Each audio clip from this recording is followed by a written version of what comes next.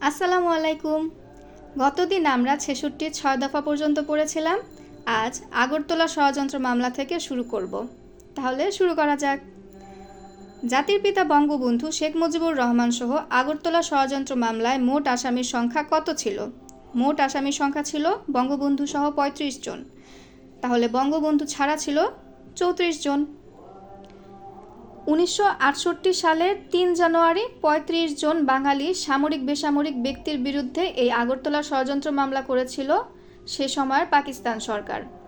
এই আগরতলা ষড়যন্ত্র মামলার ১ নম্বর আসামি ছিল শেখ মুজিবুর রহমান, ২ নম্বর আসামি ছিল মোয়াজ্জেম, ৩ নম্বর আসামির কথা এখানে উল্লেখ নাই, তবে ১৭ নম্বর আসামি ছিল শহীদ সার্জেন্ট জহুরুল হক।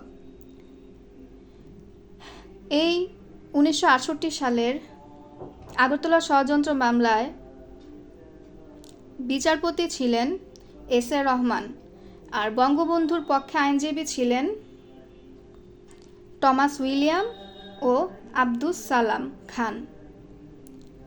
তাহলে আগরতলা ষড়যন্ত্র মামলা হয় ১৯৬৮ সালে। ষড়যন্ত্র মামলা দায়ের করা হয় কবে? এই ষড়যন্ত্র মামলা দায়ের করা হয় ৩ জানুয়ারি ১৯৬৮ সালে। অন্যতম আসামি ছিলেন বঙ্গবন্ধু শেখ মুজিবুর রহমান। ১৯৬৯ সাল। ১৯৬৯ সালের গণঅভ্যুত্থান দিবস কবে? গণঅভ্যুত্থান দিবস ২৪শে জানুয়ারি। এই ১৯৬৯ সালের ২০ জানুয়ারি আসাদুজ্জামান আসাদ শহীদ হবার পর থেকেই গণঅভ্যুত্থান শুরু হয়। ২৪শে জানুয়ারি তারিখটি তাহলে কিসের সাথে সম্পর্কিত? ২৪শে জানুয়ারি তারিখটি গণঅভ্যুত্থানের সাথে সম্পর্কিত। জাতির জনক বঙ্গবন্ধু শেখ মুজিবুর রহমানকে এই বঙ্গবন্ধু উপাধি দেওয়া হয় কবে? বঙ্গবন্ধু উপাধি দেওয়া হয় ২৩শে ফেব্রুয়ারি ১৯৬৯। এই বঙ্গবন্ধু উপাধি দেওয়ার আগের কাহিনীটা হলো, বঙ্গবন্ধু সহ অন্যান্য রাজনৈতিক নেতৃবৃন্দকে যখন আগরতলা ষড়যন্ত্র মামলায় গ্রেফতার করা হয়, তখন পূর্ব পাকিস্তানের জনগণ নানা রকমভাবে আন্দোলন পরিচালনা করতে থাকে। আন্দোলনরত অবস্থায় তখন মারা যায় ১৯৬৯ সালের ২০শে জানুয়ারি আসাদুজ্জামান আসাদ। ২৪ জানুয়ারি মারা যায় ১০ম শ্রেণীর ছাত্র মতিউর রহমান। ১৫ই ফেব্রুয়ারি তখন ১৫ই ফেব্রুয়ারিতে মারা যায় ১৭ নং আসামি সার্জেন্ট জহুরুল হক, এবং ১৮ই ফেব্রুয়ারি রাজশাহী বিশ্ববিদ্যালয়ের রসায়নের অধ্যাপক শামসুজ্জোহা। এরপরে আন্দোলন আরও তীব্র আকার ধারণ করে। তখন আইয়ুব সরকার এই তীব্র রূপ দেখে ভীত হয়ে ১৯৬৯ সালের ২২শে ফেব্রুয়ারি আগরতলা ষড়যন্ত্র মামলা বন্ধ করতে অর্থাৎ প্রত্যাহার করে। ২৩শে ফেব্রুয়ারি ১৯৬৯ সালে তখনকার রেসকোর্স ময়দান মানে বর্তমানের সোহরাওয়ার্দী উদ্যানে ছাত্র সংগ্রাম পরিষদের পক্ষ থেকে তোফায়েল আহমেদ বঙ্গবন্ধু শেখ মুজিবুর রহমানকে সেদিন এই বঙ্গবন্ধু উপাধিটা দিয়েছিলেন। অর্থাৎ ছাত্র সংগ্রাম পরিষদের পক্ষ থেকে তোফায়েল আহমেদ শেখ মুজিবুর রহমানকে বঙ্গবন্ধু উপাধিতে ভূষিত করেন। তাহলে আগরতলা ষড়যন্ত্র মামলা প্রত্যাহার করা হয় কবে? ২২শে ফেব্রুয়ারি ১৯৬৯ সালে। আসাদ গেট কোন স্মৃতি রক্ষার্থে নির্মিত? আসাদ গেট ১৯৬৯ সালের গণঅভ্যুত্থানের স্মৃতি রক্ষার্থে নির্মিত। ১৯৬৯ সালের গণঅভ্যুত্থানের সময়ে ১১ দফা দাবি আন্দোলনের আদায়ের সময় শহীদ হয়েছিলেন এই ছাত্রনেতা আসাদুজ্জামান। সে সময় আন্দোলনটি ছিল প্রেসিডেন্ট আইয়ুব খানের বিরুদ্ধে। সেজন্য আসাদের স্মৃতি রক্ষার্থে পূর্বে নির্মিত আইয়ুব গেটের নাম পরিবর্তন করে রাখা হয় আসাদ গেট। এই আসাদ গেট নামটা রাখে তখন ঢাকাবাসীর মানুষেরা।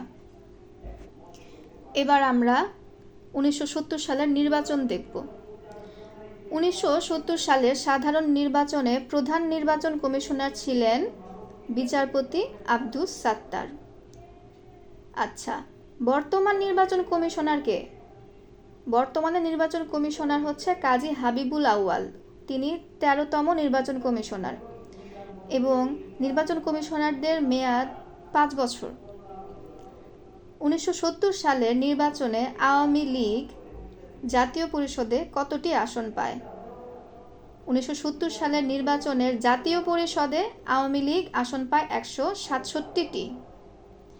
1970 সালের প্রাদেশিক পরিষদে আওয়ামী লীগ কতটা আসন জয়লাভ করে? প্রাদেশিক পরিষদে আসন পায় 298টি মোট। এরপর প্রশ্নটা 1970 সালের নির্বাচনের প্রাদেশিক পরিষদে কতটি আসন লাভ করে? এখানে অপশনগুলোর মধ্যে সঠিক উত্তর 288টি, কারণ প্রাদেশিক পরিষদের নির্বাচনে মোট আসন লাভ করেছিল আওয়ামী লীগ 298টি, আর নির্বাচিত আসনের মধ্যে লাভ করেছিল 288টি। যেহেতু অপশনে 298টি নাই, তাই উত্তর হবে নির্বাচিত আসন 288টি। 1970 সালের নির্বাচনে জাতীয় পরিষদে তৎকালীন পূর্ব পাকিস্তানের আসন কতটা ছিল? 70 সালের নির্বাচনে জাতীয় পরিষদের পূর্ব পাকিস্তানের আসন ছিল 169টা। এই 169টার মধ্যে আওয়ামী লীগ লাভ করেছিল, অর্থাৎ পেয়েছিল 167টা। আর বাকি দুইটা আসনের একটা আসন পায় হচ্ছে পিডিপি প্রধান নুরুল আমিন এবং আরেকটা আসন পায় চাকমা রাজা ত্রিদিব রায় চৌধুরী। এখন আমরা মুক্তিযুদ্ধ থেকে দেখব, অর্থাৎ 1971 সাল। আচ্ছা, স্বাধীন বাংলাদেশে কখন পতাকা উত্তোলন করা হয়? স্বাধীন বাংলাদেশে পতাকা উত্তোলন করা হয় 2 মার্চ। 1971 সালের 2 মার্চ ঢাকা বিশ্ববিদ্যালয়ের কলা ভবনের সামনে বটতলায় এক ছাত্রসভায় তখনকার ছাত্রনেতা আসম আব্দুর রবের নেতৃত্বে প্রথম বাংলাদেশে পতাকা উত্তোলন করা হয়। প্রথম জাতীয় সঙ্গীতের সাথে পতাকা উত্তোলন করা হয় পল্টন ময়দানে ঢাকা বিশ্ববিদ্যালয়ের এক ছাত্রসভায়। সেটা ছিল 3 মার্চ 1971, অর্থাৎ জাতীয় সঙ্গীতের সাথে পতাকা উত্তোলন করা হয় প্রথম 3 মার্চ 1971। আর বঙ্গবন্ধু শেখ মুজিবুর রহমান তার বাসভবন ধানমন্ডিতে পতাকা উত্তোলন করেন 23 মার্চ 1971। বাংলাদেশের প্রথম পতাকা উত্তোলন করা হয় ঢাকা বিশ্ববিদ্যালয়ের এক ছাত্রসভায়। বিদেশের কোন মিশনে বাংলাদেশের পতাকা প্রথম উত্তোলন করা হয়? কলকাতা মিশনে। 1971 সালের 18 এপ্রিল কলকাতার এক মিশনে প্রথম বাংলাদেশের পতাকা উত্তোলন করা হয়েছিল। কোথায় বাংলাদেশের স্বাধীনতার ইস্তেহার ঘোষণা করা হয়? স্বাধীনতার ইস্তেহার ঘোষণা করা হয়েছিল পল্টন ময়দানে 3 মার্চ 1971 সালে। পল্টন ময়দানে বঙ্গবন্ধু শেখ মুজিবুর রহমানের উপস্থিতিতে তখনকার ছাত্রলীগের সাধারণ সম্পাদক শাহজাহান সিরাজ এই স্বাধীনতার ইস্তেহার ঘোষণা করেন। 1971 সালের 7 মার্চ কেন বিখ্যাত? 7 মার্চ বিখ্যাত বঙ্গবন্ধু রেসকোর্স ময়দানের ভাষণের জন্য।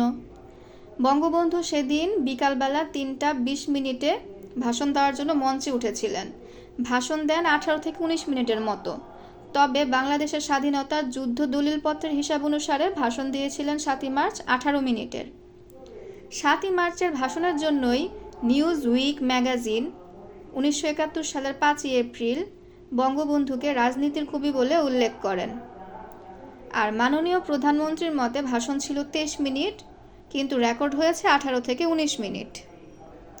তাহলে প্রশ্ন, 1971 সালের 7 মার্চ বঙ্গবন্ধু কোথায় ভাষণ দিয়েছিলেন? উত্তর, ঢাকার রেসকোর্স ময়দানে। 7 মার্চের ভাষণে বঙ্গবন্ধু শেখ মুজিবুর রহমান কয় দফা দাবি পেশ করেছিলেন? 7 মার্চের ভাষণে বঙ্গবন্ধু শেখ মুজিবুর রহমান 4 দফা দাবি পেশ করেছিলেন। এই 4 দফা দাবি ছিল: 1. চলমান সামরিক বাহিনীর সামরিক আইনের প্রত্যাহার করা, মানে সে সময় সামরিক আইন যেটা ছিল সেটা প্রত্যাহার করতে হবে, এটা ছিল 1 নাম্বার। 2. সৈন্যদের ব্যারাকে ফেরত নিয়ে যাওয়া। 3. গণহত্যা যে হচ্ছে তার তদন্ত করা। 4. নির্বাচিত প্রতিনিধিদের কাছে ক্ষমতার হস্তান্তর করা। এই 4টা। 1971 সালে 7 মার্চে বঙ্গবন্ধুর ভাষণের মূল বক্তব্য কী ছিল? মূল বক্তব্য ছিল স্বাধীনতা সংগ্রাম তথা মুক্তি সংগ্রামের ঘোষণা। এবারের সংগ্রাম আমাদের মুক্তির সংগ্রাম। জাতির পিতা কবে এই ঘোষণা দেন? 7 মার্চ 1971 সালে। 1971 সালের 7 মার্চ ভাষণের সময় পূর্ব পাকিস্তানে যে আন্দোলন চলছিল সেটা হলো পূর্ব পাকিস্তানের অসহযোগ আন্দোলন। সে সময় পূর্ব পাকিস্তানে অসহযোগ আন্দোলন চলছিল। ইউনেস্কো কর্তৃক ঐতিহ্যের দলিল হিসেবে স্বীকৃতি দেওয়া হয় ৭ই মার্চের ভাষণকে। কত তারিখে? ৩০শে অক্টোবর ২০১৭ সালে বঙ্গবন্ধু ৭ই মার্চের ভাষণকে আন্তর্জাতিক প্রতিষ্ঠান ঐতিহাসিক দলিল হিসেবে স্বীকৃতি দেয়। অর্থাৎ ইউনেস্কো ৩০শে অক্টোবর ২০১৭ সালেই স্বীকৃতি দেন।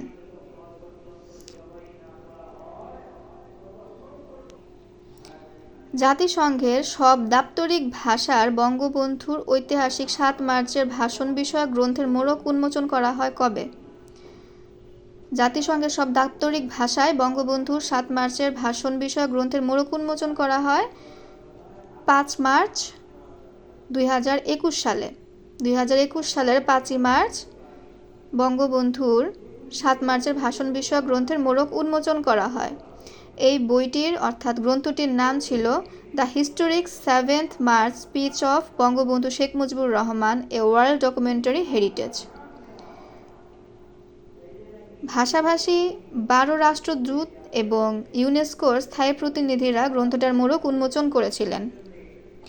বঙ্গবন্ধু ৭ই মার্চের ভাষণে আরটিসি-এর পূর্ণরূপ কি? আরটিসি-এর পূর্ণরূপ রাউন্ড টেবিল কনফারেন্স।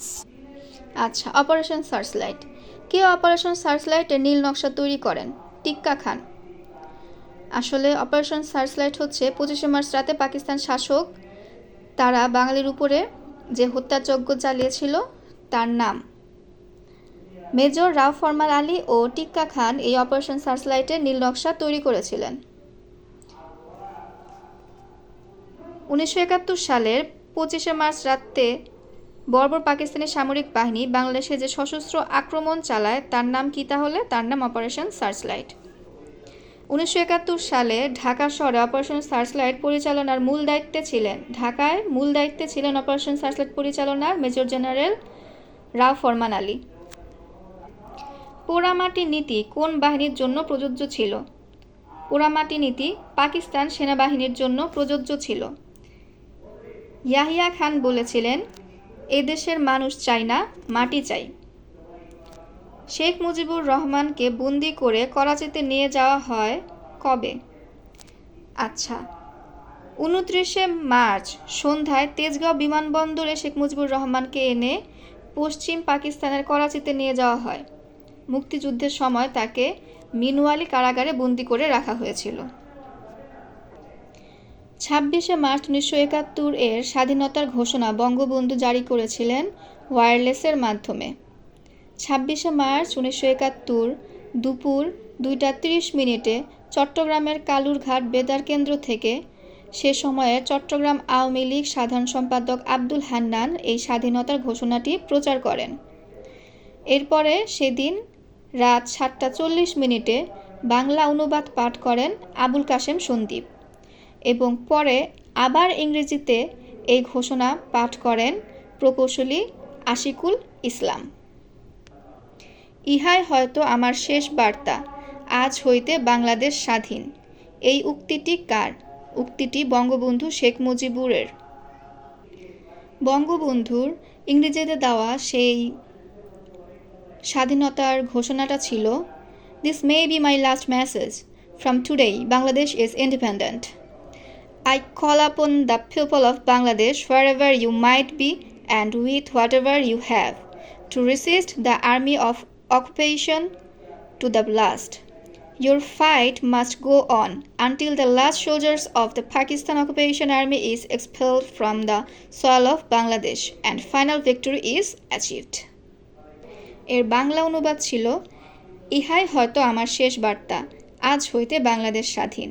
আমি বাংলাদেশের জনগণকে আহ্বান জানাইতেছি যে, যে যেখানে আছো, যাহার যা কিছু আছে তাই নিয়ে রুখে দাঁড়াও, সর্বশক্তি দিয়ে হানাদার বাহিনীকে প্রতিরোধ করো।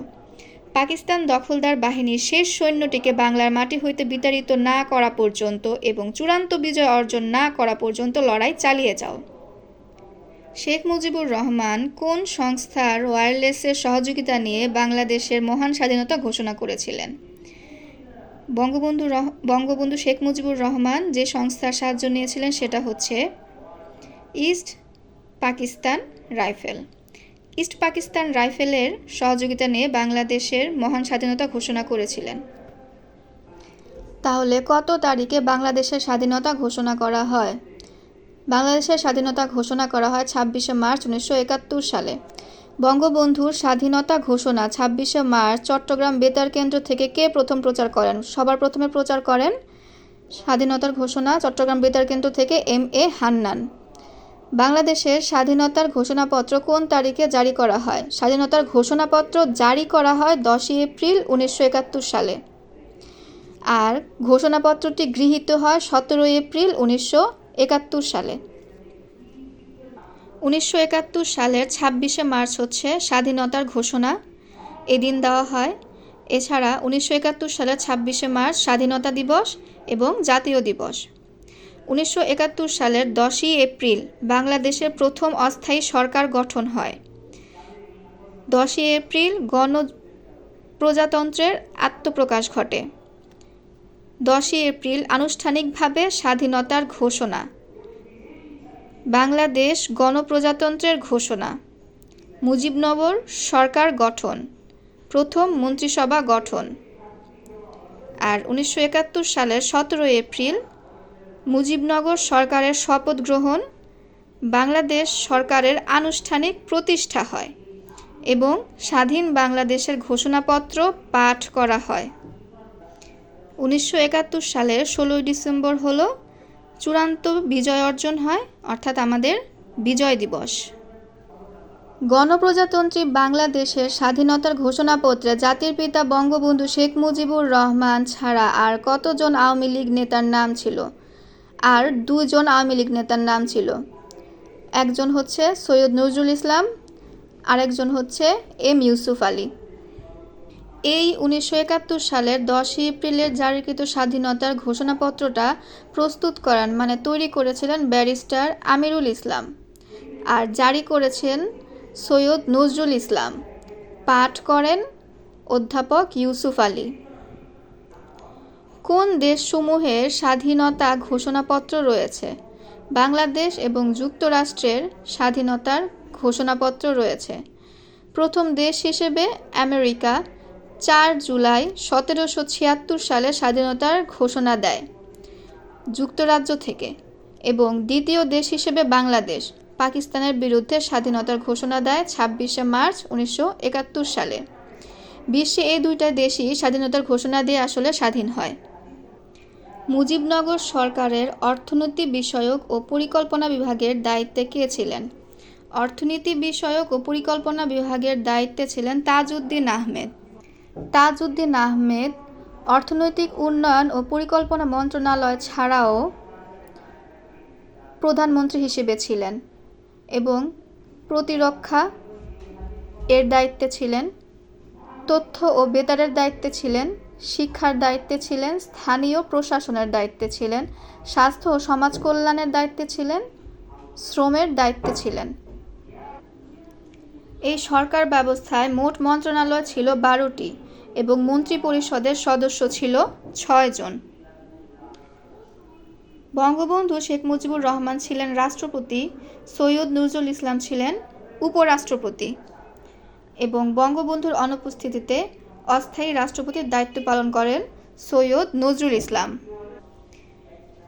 পররাষ্ট্র আইন ও সংসদ বিষয়ক মন্ত্রণালয়ের দায়িত্বে ছিলেন খন্দকার মোস্তাক আহমেদ। অর্থমন্ত্রী ছিলেন এম মনসুর আলী। এম মনসুর আলী অর্থমন্ত্রী ছাড়াও ছিলেন বাণিজ্য ও শিল্পের দায়িত্বে। স্বরাষ্ট্র, ত্রাণ ও পুনর্বাসন মন্ত্রী ছিলেন এ.এইচ.এম. কামরুজ্জামান। এ.এইচ.এম. কামরুজ্জামান স্বরাষ্ট্র, ত্রাণ ও পুনর্বাসনের সাথে কৃষি মন্ত্রণালয়ের সাথে যুক্ত ছিলেন। মুজিবনগর সরকারের মন্ত্রিসভার সদস্য ছিলেন কতজন? সদস্য ছিলেন মোট 6 জন। মুজিবনগর সরকারের কয়টি মন্ত্রণালয় ছিল? মন্ত্রণালয় ছিল 12টি। মুজিবনগর সরকার গঠিত হয় কত তারিখে? 10 এপ্রিল 1971। মুজিবনগর সরকার কোন তারিখে গঠিত? 10 এপ্রিল। বাংলাদেশের প্রথম অস্থায়ী সরকার কোথায় গঠিত হয়েছিল? মেহেরপুর। মুজিবনগর কোন জেলায় অবস্থিত? মুজিবনগর মেহেরপুরে অবস্থিত। এই মুজিবনগর হচ্ছে প্রথম বাংলাদেশের অস্থায়ী রাজধানী? মুজিবনগর সরকার কত তারিখে শপথ গ্রহণ করে? 17 এপ্রিল 1971। মুজিবনগর সরকার গঠিত হয় কবে এবং শপথ গ্রহণ করে কবে? গঠিত হয় 10 এপ্রিল, শপথ গ্রহণ করে 17 এপ্রিল। আচ্ছা, আমরা কি জানি বর্তমান মুজিবনগরের পূর্ব নাম কি ছিল? মুজিবনগরের পূর্ব নাম ছিল ভবের পাড়া। তাহলে যদি প্রশ্ন করা হয় মুজিবনগর সরকারে এম মনসুর আলী কোন মন্ত্রণালয়ের দায়িত্বপ্রাপ্ত ছিলেন? মুজিবনগর সরকারের এম মনসুর আলী বাণিজ্যের দায়িত্বে ছিলেন। একটু আগেই কিন্তু বলেছিলাম অর্থের পাশাপাশি তিনি বাণিজ্যের দায়িত্বে ছিলেন। আচ্ছা, মুজিবনগর সরকারের ত্রাণ ও পুনর্বাসন মন্ত্রী কে ছিলেন? ত্রাণ ও পুনর্বাসন মন্ত্রী ছিলেন AHM কামরুজ্জামান। AHM কামরুজ্জামান ত্রাণ ও পুনর্বাসনের পাশাপাশি কিন্তু দায়িত্বে ছিলেন কৃষি মন্ত্রণালয়ের। মুজিবনগর সরকারের মুখ্য সচিব কে ছিলেন? মুজিবনগর সরকারের মুখ্য সচিব ছিলেন রুহুল কুদ্দুস। মন্ত্রিপরিষদ সচিব ছিলেন HT ইমাম আর অর্থ সচিব ছিলেন খন্দকার আসাদুজ্জামান। বাংলাদেশের অস্থায়ী সরকারের ঘোষণাপত্র পাঠ করেন কে? অস্থায়ী সরকারের ঘোষণাপত্র পাঠ করেন অধ্যাপক ইউসুফ আলী। মুজিবনগর সরকারের শপথ অনুষ্ঠান পরিচালনা করেন কে? শপথ অনুষ্ঠান পরিচালনা করেন আব্দুল মান্নান। মুজিবনগর দিবস কোনটি? মুজিবনগর দিবস হচ্ছে 17 এপ্রিল। মুক্তিযুদ্ধ চলাকালীন সময়ে প্রবাসী গণপ্রজাতন্ত্রী বাংলাদেশ সরকারের অস্থায়ী সচিবালয় কোথায় ছিল? প্রবাসী গণপ্রজাতন্ত্রী বাংলাদেশ সরকারের অস্থায়ী সচিবালয় ছিল 8 নং থিয়েটার রোড, কলকাতায়। মুক্তিযুদ্ধকালে কলকাতার 8 থিয়েটার রোডে বাংলাদেশ বাহিনী কখন গঠন হয়, মানে কত তারিখে গঠিত হয় সেটা? 11 এপ্রিল 1971 গঠিত হয়। আর 12 এপ্রিল আনুষ্ঠানিকভাবে কার্যক্রম শুরু করে। তাহলে মুক্তিযুদ্ধের সময় প্রবাসী বাংলাদেশ সরকারের সচিবালয় পরিচালিত হতো কোন স্থান থেকে? থিয়েটার রোড, কলকাতা থেকে। প্রবাসী বাংলাদেশ সরকারের সচিবালয় পরিচালিত হতো থিয়েটার রোড, কলকাতা থেকে। কবে কোথায় স্বাধীন বাংলাদেশ প্রতিষ্ঠার শপথ নেওয়া হয়? 17 এপ্রিল 1971 সালে মেহেরপুর জেলা বৈদ্যনাথতলায় স্বাধীন বাংলাদেশ প্রতিষ্ঠার শপথ নেওয়া হয়। বঙ্গবন্ধু শেখ মুজিবুর রহমান জন্মগ্রহণ করেন 17 মার্চ 1920 সালে। জাতির পিতা বঙ্গবন্ধু শেখ মুজিবুর রহমান 1920 সালের 17 মার্চ মঙ্গলবার ফরিদপুর জেলার গোপালগঞ্জ মহকুমার পাটগাতি ইউনিয়নের টুঙ্গিপাড়া গ্রামে জন্মগ্রহণ করেন। বঙ্গবন্ধুর জন্মস্থান অর্থাৎ গ্রামটি ছিল বাইগার নদীর পাশে। তবে গোপালগঞ্জ, মানে বর্তমানে এই গোপালগঞ্জ কিন্তু একটি জেলা, ঠিক আছে? গোপালগঞ্জ অবস্থিত ছিল মধুমতি নদীর তীরে। বাইগার নদী মধুমতির একটি শাখা নদী। বঙ্গবন্ধুর বাবার নাম শেখ লুৎফর রহমান এবং মায়ের নাম সায়রা খাতুন। 4 কন্যা ও 2 পুত্রের সংসারে তিনি ছিলেন তৃতীয় সন্তান। বঙ্গবন্ধুর ডাকনাম খোকা। শেখ মুজিবুর রহমান 1933 সালে বঙ্গমাতা শেখ ফজিলাতুন্নেসার সাথে বিবাহ বন্ধনে আবদ্ধ হন। 1975 সালের 15 আগস্ট শুক্রবার তিনি তার 2 মেয়ে ব্যতীত বাকি সব ছেলে মেয়ে এবং স্ত্রীসহ নির্মমভাবে হত্যার শিকার হন। পরের দিন দুপুরে তার মরদেহ দাফন করা হয় নিজ গ্রামে বাবা মার কবরের পাশে। পরিবারের বাকি সদস্যদের অবস্থান হয় বনানীর কবরস্থানে। 2021 সালে বঙ্গবন্ধুর কততম জন্মবার্ষিক পালিত হয়? 101। তাহলে 2024 সালে বঙ্গবন্ধুর কততম জন্মবার্ষিকী পালিত হবে? 2024 সালে হবে 104। 1920 থেকে হিসাব করে আসলেই আমরা বর্তমানটা পেয়ে যাব। তাহলে বঙ্গবন্ধুর গ্রামটি কোন নদীর তীরে অবস্থিত? বাইগার নদীর তীরে অবস্থিত। জাতির পিতা বঙ্গবন্ধু শেখ মুজিবুর রহমান শৈশবে কোন বিদ্যালয়ে তার পাঠ শুরু করেন? শৈশবে যে বিদ্যালয়ে পাঠ শুরু করেছিলেন বঙ্গবন্ধু তার নাম ছিল গিমাডাঙ্গা প্রাথমিক বিদ্যালয়। 17ই মার্চ 1920 কী কারণে স্মরণীয়? বঙ্গবন্ধু শেখ মুজিবুর রহমানের জন্মদিন সেজন্য। এছাড়াও 17 মার্চ হচ্ছে জাতীয় শিশু দিবস। শেখ মুজিবুর রহমানের স্মৃতিবিজড়িত বেকার হোস্টেলের কত নাম্বার কক্ষে জাদুঘর রূপান্তর করা হয়েছে? শেখ মুজিবুর রহমানের স্মরণে 24 নং কক্ষটাকে জাদুঘরে রূপান্তর করা হয়েছে। বঙ্গবন্ধু শেখ মুজিবুর রহমান 1942 সালে এন্ট্রান্স এইচএসসি পাশ করে কলকাতার ইসলামিয়া কলেজে আইএ ভর্তি হন। কলেজের বেকার হোস্টেলের 24 নং কক্ষে তিনি থাকতেন এবং পড়াশোনা করতেন 23 নং কক্ষে। 24-এ থাকতেন, 23-এ পড়তেন। পরবর্তীতে পশ্চিমবঙ্গ সরকার বঙ্গবন্ধুর স্মৃতির বেকার হোস্টেলের 23 নং রুমকে গ্রন্থাগার বানায়। যেহেতু তিনি সেখানে পড়তেন তাই সেটাকে গ্রন্থাগার বানানো হয় এবং 24 নং রুমকে মিউজিয়ামে অর্থাৎ জাদুঘরে রূপান্তর করা হয়। তাহলে বঙ্গবন্ধু স্মৃতি বিজড়িত বেকার হোস্টেল কোথায় অবস্থিত? কলকাতায়। জাতির পিতা বঙ্গবন্ধু শেখ মুজিবুর রহমান ঢাকা বিশ্ববিদ্যালয়ের কোন বিষয়ে ভর্তি হয়েছিলেন? আইন বিষয়ে। তিনি যে আইন বিভাগে ভর্তি হয়েছিলেন তখন সাল ছিল 1947 সাল। তিনি ছিলেন স্যার সলিমুল্লাহ মুসলিম হলের সাথে সংযুক্ত। রোল ছিল 166। 1949 সালে 2 বছর পর যখন তিনি সেকেন্ড ইয়ারে ছিলেন তখন চতুর্থ শ্রেণীর কর্মচারীদের দাবি আদায়ের ন্যায়সঙ্গত আন্দোলনে অংশগ্রহণ করেছিলেন, যার ফলে ঢাকা বিশ্ববিদ্যালয় তাকে বহিষ্কার করেছিল। সুদীর্ঘকাল পর 2010 সালে বিশ্ববিদ্যালয় কর্তৃপক্ষ বঙ্গবন্ধুর উপর থেকে সেই বহিষ্কার তুলে নেয়। এখন তুললেই কি আর না তুললেই কি আমি তো বুঝি না। যাই হোক, বঙ্গবন্ধুর কনিষ্ঠ সন্তানের নাম কি? শেখ রাসেল। বঙ্গবন্ধু শেখ মুজিবুর রহমানকে কত তারিখে জাতির পিতা ঘোষণা করা হয়? জাতির পিতা ঘোষণা করা হয় 3 মার্চ 1971 সালে। ছাত্রনেতা আসম আব্দুর রব বঙ্গবন্ধু শেখ মুজিবুর রহমানকে জাতির পিতা বলে ভূষিত করেন। 1971 সালে মুক্তিযুদ্ধের শুরুতে বঙ্গবন্ধু সম্পর্কে এক ব্যক্তি দমভক্তি করে, যা ছিল নিম্নরূপ: লোকটি এবং তার দল পাকিস্তানের শত্রু, এবার তার শাস্তি এড়াতে পারবে না। এই দমভক্তিটি ব্যক্তি কে? অর্থাৎ কে এই দমভক্তিটি করেন? সেটা ছিল জেনারেল ইয়াহিয়া খান। কোন বিদেশি পত্রিকা বঙ্গবন্ধুকে রাজনীতির কবি বলে উপাধি দিয়েছিল? নিউজউইক পত্রিকা। 7ই মার্চের ভাষণের জন্য মূলত নিউজউইক পত্রিকাটি বঙ্গবন্ধুকে জাতির কবি উপাধিটা দিয়েছিল, রাজনীতির কবি উপাধিটা দিয়েছিল। বঙ্গবন্ধুর স্বদেশ প্রত্যাবর্তন দিবস পালন করা হয় 10ই জানুয়ারি। দেশ স্বাধীন হবার পর বঙ্গবন্ধুকে পাকিস্তান কারাগার থেকে মুক্তি করে দেওয়া হয় 8ই জানুয়ারি 1972 সালে। এরপর তিনি দিল্লি হয়ে ঢাকায় আসেন 10ই জানুয়ারি 1972 সালে।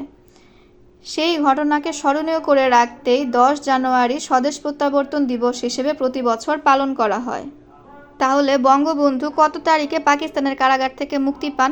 পাকিস্তানের কারাগার থেকে বঙ্গবন্ধু মুক্তি পান 8ই জানুয়ারি 1972 সালে। শেখ মুজিবুর রহমান কতদিন জেলবন্দি ছিলেন? 4682 দিন, প্রায় এক যুগের চেয়েও একটু বেশি, 12 বছর সামথিং, 12.82 বছর জেলে কাটিয়েছেন বঙ্গবন্ধু শেখ মুজিবুর রহমান। দিনে হিসাব করলে 4682 দিন। স্বাধীন বাংলাদেশের প্রথম প্রেসিডেন্ট রাষ্ট্রপতি শেখ মুজিবুর রহমান। গণপ্রজাতন্ত্রী বাংলাদেশ সরকারের প্রতিরক্ষা মন্ত্রণালয়ের প্রথম দায়িত্বপ্রাপ্ত মন্ত্রী ছিলেন জাতির জনক বঙ্গবন্ধু শেখ মুজিবুর রহমান। বাংলাদেশের প্রতিরক্ষা মন্ত্রী ছিলেন জনাব তাজউদ্দিন আহমেদ। মুজিবনগর সরকারের প্রতিরক্ষা মন্ত্রী ছিলেন তাজউদ্দিন আহমেদ। শেখ মুজিবুর রহমানকে জুলিও কুরি শান্তি পুরস্কার প্রদান করা হয় 23 মে 1973 সালে। জুলিও কুরি পুরস্কারটা কি? বিশ্বশান্তি প্রতিষ্ঠায় বিজ্ঞানী ম্যারি কুরি ও পিয়েরে কুরি দম্পতির সংগ্রামী অবদানকে স্মরণীয় করে রাখতে বিশ্বশান্তি পরিষদ 1950 সালে জুলিও কুরি শান্তি পদকের সূচনা করেছিল। এই বিশ্বশান্তি প্রতিষ্ঠায় অবদানের স্বীকৃতিস্বরূপ বিশ্বশান্তি পরিষদ 1972 সালের 10 অক্টোবর জাতির পিতা বঙ্গবন্ধু শেখ মুজিবুর রহমানকে জুলিও কুরি প্রদানের ঘোষণা দেয় এবং বঙ্গবন্ধুকে এ পদক প্রদান করা হয় 23 মে 1973 সালে। তাহলে শান্তির জন্য বঙ্গবন্ধু শেখ মুজিবুর রহমান কবে জুলিও কুরি পুরস্কার পান? 1973 সালের 23 মে। অনেক সময় পরীক্ষার অপশনগুলোর মধ্যে 1973 সালের 23 মের জায়গায় 10 অক্টোবর 1972টা উল্লেখ থাকে, সেখানে 1973 সালের 23 মে না থাকলে 10 অক্টোবর 1972 দিতে হবে। শান্তিতে অবদানের জন্য বঙ্গবন্ধু শেখ মুজিবুর রহমান তাহলে কোন পদক পেয়েছিলেন? জুলিও কুরি পদক।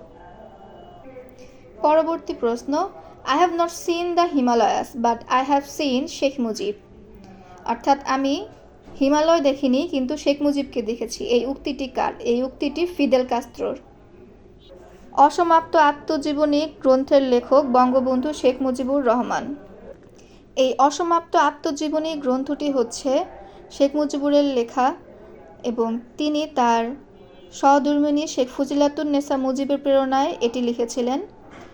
এই বইটিতে 1955 সাল পর্যন্ত ঘটনাবলী স্থান পেয়েছে এবং তিনি এই বইটি যে লিখেছিলেন তার সময়কাল ছিল 1966 থেকে 69। এই সময়টায় তিনি কারাগারে রাজবন্দী ছিলেন এবং রাজবন্দী অবস্থায় লিখেছিলেন। অসমাপ্ত আত্মজীবনী বইটির প্রচ্ছদ শিল্পী কে? অসমাপ্ত আত্মজীবনী বইটির প্রচ্ছদ শিল্পী সমর মজুমদার। অসমাপ্ত আত্মজীবনী বইটির ভূমিকা লেখে শেখ হাসিনা এবং বইটির ইংরেজি অনুবাদ করা হয় যে নামে, সেখানে বইটির নাম দ্য আনফিনিশড মেমোরিজ। তাহলে অসমাপ্ত আত্মজীবনী বইটিতে কত সাল পর্যন্ত স্থান পেয়েছে? 1955। অসমাপ্ত আত্মজীবনী গ্রন্থের ইংরেজি অনুবাদক প্রফেসর ফখরুল আলম। অসমাপ্ত আত্মজীবনী বইটি প্রথম কবে প্রকাশিত হয়? বঙ্গবন্ধুর অসমাপ্ত আত্মজীবনী প্রথম প্রকাশিত হয় 2012 সালের জুন মাসে। অসমাপ্ত আত্মজীবনী বইটিতে আন্দামান বলতে বোঝানো হয়েছে ইংরেজ আমলের জেলখানাকে। শেখ মুজিবুর রহমানের আত্মজীবনীমূলক গ্রন্থ অসমাপ্ত আত্মজীবনী চিটাগং বিশ্ববিদ্যালয়ের অর্থাৎ চট্টগ্রাম বিশ্ববিদ্যালয়ের কোন বিভাগের পাঠ্যসূচিতে অন্তর্ভুক্ত হয়েছে? ইংরেজি বিভাগের পাঠ্যসূচিতে অন্তর্ভুক্ত করা হয়েছে। জাতির পিতা বঙ্গবন্ধু শেখ মুজিবুর রহমান রচিত অসমাপ্ত আত্মজীবনী গ্রন্থের ব্রেইল সংস্করণ প্রকাশ করেন কে? ব্রেইল সংস্করণ প্রকাশ করা হয়েছে কোন মন্ত্রণালয় থেকে? সমাজ কল্যাণ মন্ত্রণালয় থেকে ব্রেইল সংস্করণ প্রকাশ করা হয়েছে। জাতির পিতা বঙ্গবন্ধু শেখ মুজিবুর রহমান কর্তৃক রচিত 52 দিনগুলো কারাগারে অনশনরত বঙ্গবন্ধুর সঙ্গী কে ছিলেন? 52 দিনগুলোতে কারাগারে বঙ্গবন্ধুর সঙ্গী ছিলেন মহিউদ্দিন আহমেদ। বঙ্গবন্ধুর আত্মজীবনীমূলক দ্বিতীয় গ্রন্থের নাম কারাগারের রোজনামচা। এই কারাগারের রোজনামচা বইটিতে 1966 থেকে 68 সাল পর্যন্ত জেলে বন্দি জীবনের চিত্র ফুটে উঠেছে। কারাগারের রোজনামচাটা ছিল 1966 থেকে 68 সাল পর্যন্ত বঙ্গবন্ধুর বন্দি অবস্থার একটা দিনলিপি। বঙ্গবন্ধু শেখ মুজিবুর রহমান তার কারাগার জীবনের লেখা দিনপঞ্জির নাম দিয়েছিলেন থালাবাটি কম্বল জেলখানার সম্বল। এই কারাগারের রোজনামচা গ্রন্থটির প্রকাশক বাংলা একাডেমি। কারাগারের রোজনামচা কত সালে প্রকাশ হয়? প্রকাশ হয় 2017 সালে। কারাগারের রোজনামচা গ্রন্থের ভূমিকাও লিখেছেন শেখ হাসিনা। আমার দেখা নয়া চীন বইটি কার লেখা? এটিও শেখ মুজিবুর রহমানের লেখা। আমার দেখা নয়া চীন বইটি তিনি লিখেছেন চীন ভ্রমণের অভিজ্ঞতার আলোকে। 2020 সালে বাংলা একাডেমি আমার দেখা নয়া চীন এটি প্রকাশ করে। আমার দেখা নয়া চীন হচ্ছে ভ্রমণ কাহিনীমূলক গ্রন্থ। এর প্রকাশকাল 2020-এর ফেব্রুয়ারি। আমার কিছু কথা এটিও লিখেছেন বঙ্গবন্ধু শেখ মুজিবুর রহমান। আমার কিছু কথাও প্রকাশিত হয় 2020 সালে। শোনো একটি মুজিবরের কণ্ঠে, শোনো একটি মুজিবরের কণ্ঠস্বরের ধ্বনি। গানটির রচয়িতাকে গৌরী প্রসন্ন মজুমদার। যতকাল রবে পদ্মা মেঘনা গৌরী যমুনা বহমান, ততকাল রবে কীর্তি তোমার শেখ মুজিবুর রহমান। এই কবিতা পংক্তির রচয়িতাকে অন্নদাশঙ্কর রায়। এরই মাধ্যমে শেষ হলো আজকের বিষয়। সামনের দিন আমরা মুক্তিযুদ্ধের সামরিক প্রশাসন থেকে পড়ব। সবাই ভালো থাকবেন, সুস্থ থাকবেন। আর আগামীকাল বৃক্ষরোপণ দিবস, অবশ্যই সবাই একটি করে হলেও বৃক্ষরোপণ করবেন। আসসালামু আলাইকুম।